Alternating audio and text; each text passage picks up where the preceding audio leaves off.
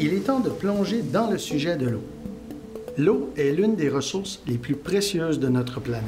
Elle est essentielle à la vie et nécessaire pour de nombreux aspects de nos activités quotidiennes comme l'agriculture, l'hygiène, la santé et bien plus. Saviez-vous que 71 % de la surface terrestre est recouverte d'eau, mais que moins d'1 % de cette eau est disponible sous forme d'eau douce souterraine potable? Malheureusement, une grande partie de ce petit pourcentage d'eau potable a été polluée ou épuisée. Nous ne pouvons donc plus l'utiliser. Cela veut dire qu'il est plus important que jamais de protéger les ressources aquatiques de notre planète et de conserver l'eau dont nous disposons. L'eau est profondément rattachée aux changements climatiques mondiaux et locaux.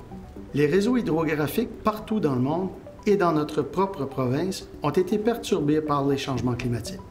Parmi ces changements, mentionnons l'élévation du niveau de la mer, la variation des précipitations, les sécheresses et la disparition de nos récifs de coraux.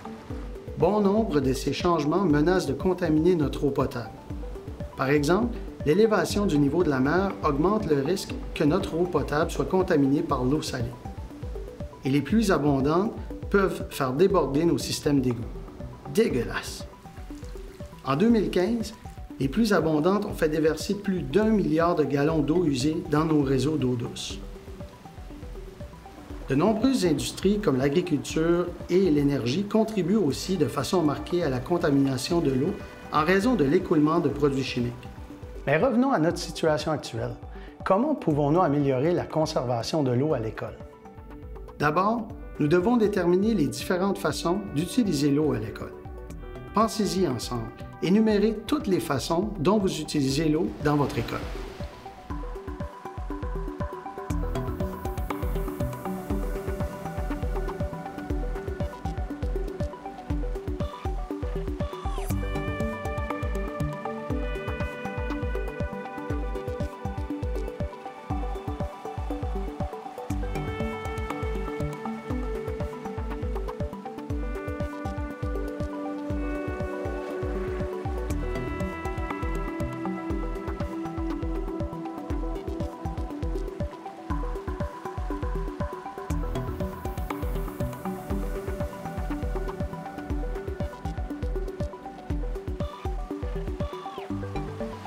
Parfait.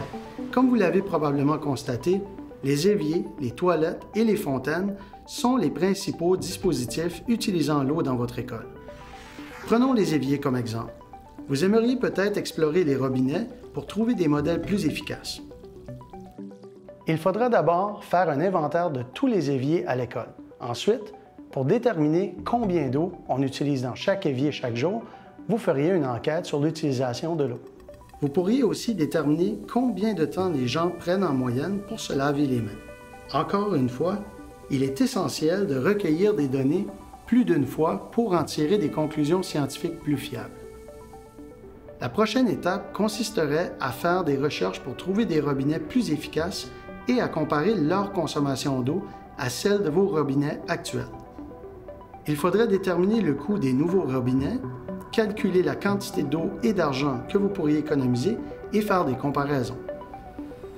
L'eau est essentielle à la vie sur Terre, mais les changements climatiques menacent nos ressources limitées. Nous devons donc agir pour conserver les précieuses sources dont nous disposons. En commençant par l'école, nous pouvons déployer des efforts pour réduire la quantité d'eau utilisée, ce qui aura un effet boule de neige partout au Nouveau-Brunswick et dans le reste du monde. L'eau est essentielle à la vie, mais les changements climatiques menacent les ressources limitées. Nous devons donc agir pour conserver cette précieuse source dont nous disposons.